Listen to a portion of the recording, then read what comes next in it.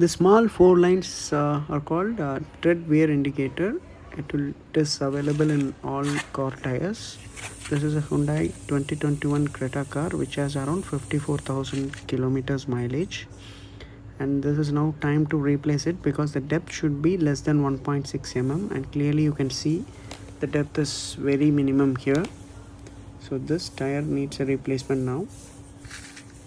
You can see even some cracks on the side of the tire.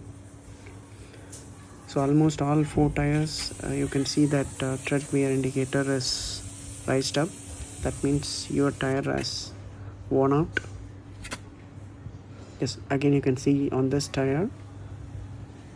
So normally on any new tire the depth will be more than nearly 3 mm, and this is factory default JK tire available in Creta cars.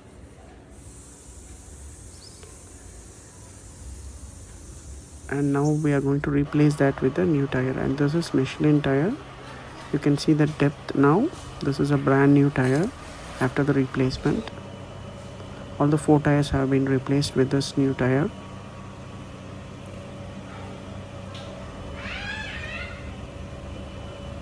Thank you for watching this video.